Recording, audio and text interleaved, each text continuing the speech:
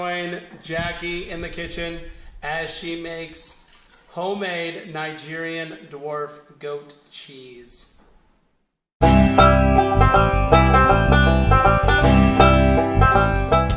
So I'm excited, I'm making goat cheese today. This is a very basic goat cheese recipe, and I got my goat cheese whole packet, that everything you need from Cultures for Health. And the cheese kit comes with rennet, mesophiliac, mesophilic culture, and it also comes with your cheesecloth and a thermometer that you also need. You want a gallon of goat milk, 1 packet of the culture, and then 2 drops of liquid rennet. Goat cheese takes about 2 days to make from start to finish, and the first thing that you do is you just heat up to 75 degrees.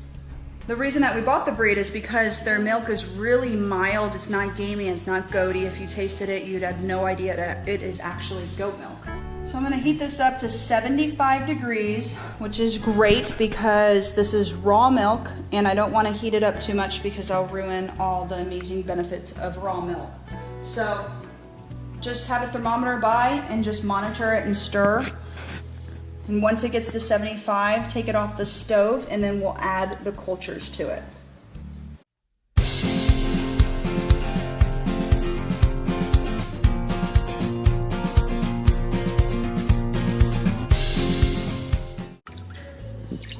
We are almost there. If you turn your stove on really high, like I did, it will not take you long. That looks good to me. Okay, next you want to move it off of the heat, and you want to take your mesophilic culture.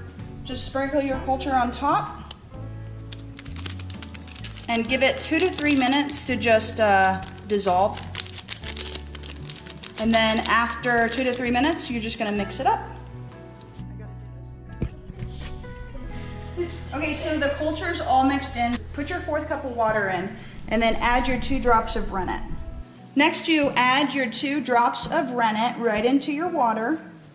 1, 2, and then I just, instead of wasting dishes, I just use my little thermometer and mix it up. You're gonna add this into your milk, and you're gonna use up and down strokes to incorporate it into the mixture. You don't wanna overmix it, so I'll show you what up and down strokes look like.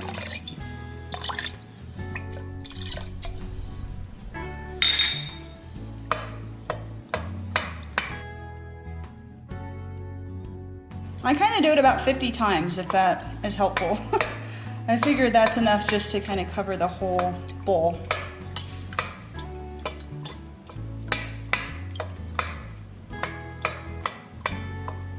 Okay. For the next 14 hours. So I'm going to put a lid on it. I'm going to put it to the side of the stove. And in 14 hours, which it will be the next morning, you'll then dump it into a cheesecloth, filter out the whey.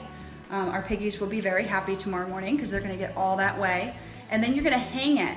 And you'll hang it for however consistency you like. So if you like chèvre, like spreadable, you won't hang it as long. If you like goat cheese, like where you can sprinkle it on a salad, which is what I like, I'm going to leave it for about 14 hours.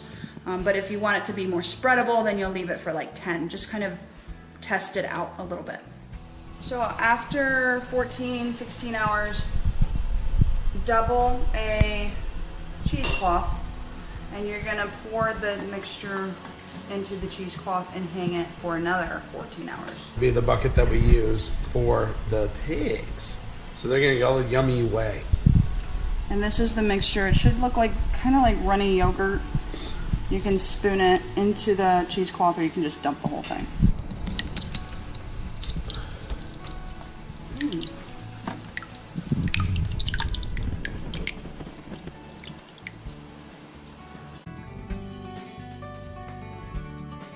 So this is the rest of the setup. It's going to hang like this until we get the consistency that we want. And it's just simply hung by, that's it. You just hang it by that cheesecloth. So this is the cheese that's been hanging. It finished up last night.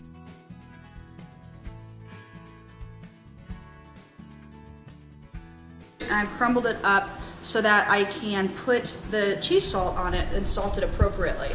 You don't have to use salt. It actually tastes way better with salt. And salt is a preservative, so it'll help the cheese last longer. And this made probably a good 2 pounds. And so what I'm gonna do is I'm just gonna sprinkle the salt over it, and then I'm gonna use my hands almost like making meatballs and just get the salt really mixed in. I do recommend that you probably salt it the night that it's done hanging, and the cheese will be softer. The fridge makes it really hard. But I'm just gonna get into it with my hands so that the salt gets all the way through into all the pieces of the cheese. I like it plain, and I love to just put it on salads. So what I'm gonna do from here is divide it into about 3 or 4 equal parts. And I have a lot of luck freezing my goat cheese for when I need it. So I will roll this up into these 4 individual things, and I'll show you guys how to do that.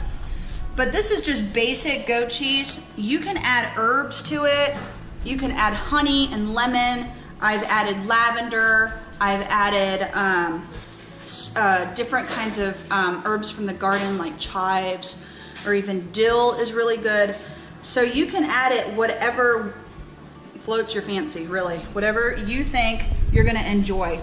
So what I do is I just take it, because I like cutting the cheese into slices as well and putting it on tomatoes.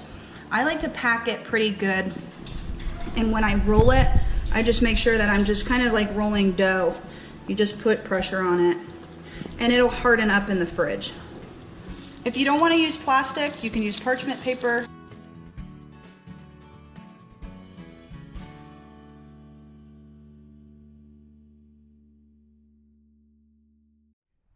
So if you liked this recipe and you liked this vlog today, be sure to like and subscribe or give us the thumbs up. That would be fine as well.